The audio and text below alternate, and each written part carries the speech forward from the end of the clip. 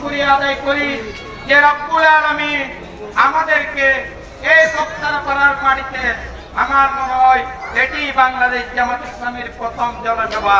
তাই আল্লাহর দরবারে শুকরিয়া আদায় করি বা বলি আলহামদুলিল্লাহ। দুরূদ এবং সালাম বিশ্ব মানবতার কান্ডারি নবী মানবতার নবী মুহাম্মদ রাসূলুল্লাহ সাল্লাল্লাহু আলাইহি ওয়াসাল্লামের প্রতি যার আনিত বিধিবিধানকে বাস্তবায়ন করার লক্ষ্যে বাংলাদেশ জামাত ইসলামী বাংলাদেশ ইসলামী ছাত্র শিবির বাংলাদেশ জমিনে কাজ করে যাচ্ছে।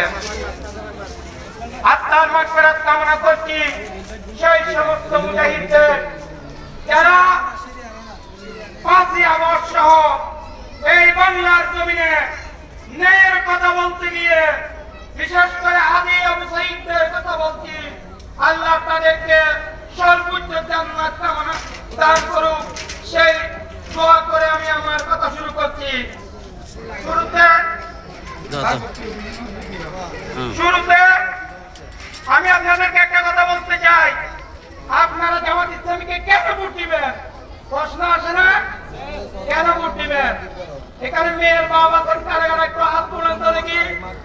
মেয়ের বাপ আছেন? আপনারা যারা মেয়ে বিয়ে দেন, আমার কথা একটু মনোযোগ দিয়ে শুনেন। যেহেতু 12 ফেব্রুয়ারি নির্বাচন, আপনি বাংলাদেশ জামাত ইসলামীকে কেন ভোট দিবেন? আপনি যখন আপনার মেয়েকে বিয়ে দেন, আপনি ওই পাত্রের বায়ুটা নেন কিনা? নেন নাকি? তার চরিত্র কেমন সেটা খোঁজখবর নেন? তার কি কত আছে, লোন আছে, সেই খোঁজখবর নেন? নেন নাকি? নাকি না নিয়ে বিয়ে দিয়ে দেন? তাহলে আপনি খোঁজখবর এই জন্যই নেন যে আমার মেয়েটা বিয়ে দিলে সুখে থাকবে কি থাকবে না।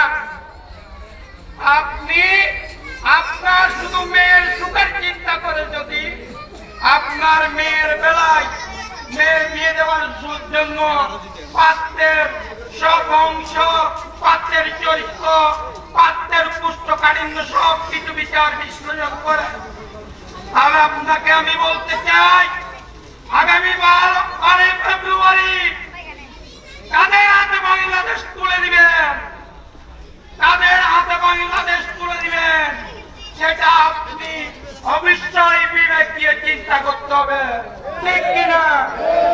যাদের প্রার্থীদের ঋণ আছে 5,000 কোটি টাকার উপরে, তাদের হাতে কি আপনি আপনার ভোট দিবেন?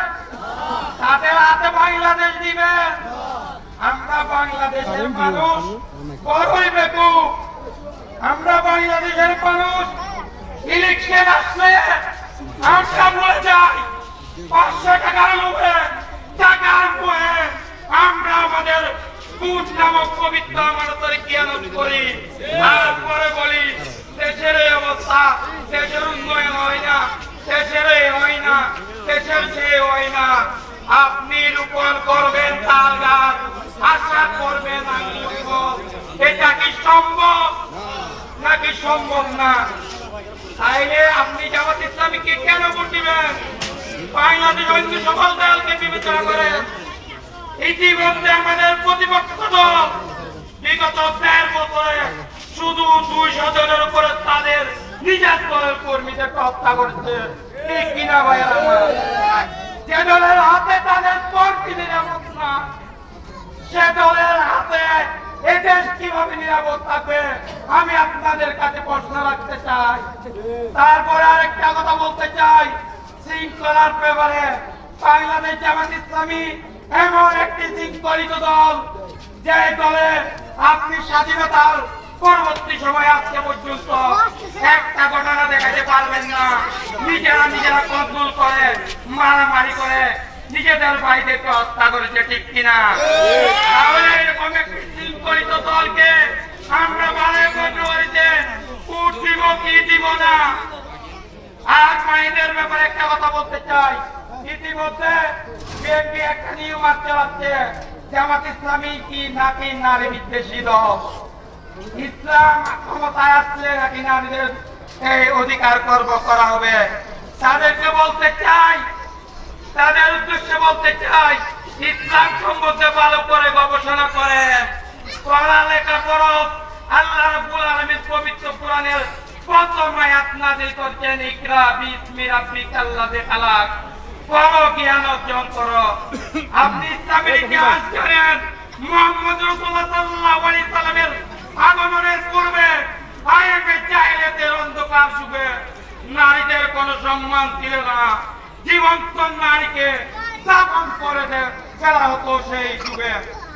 আজকে ইসলাম নারীদেরকে সবচেয়ে বেশি অধিকার দিয়েছে, মর্যাদা দিয়েছে। আল্লাহ রাসূলকে প্রশ্ন করা হয়েছিল,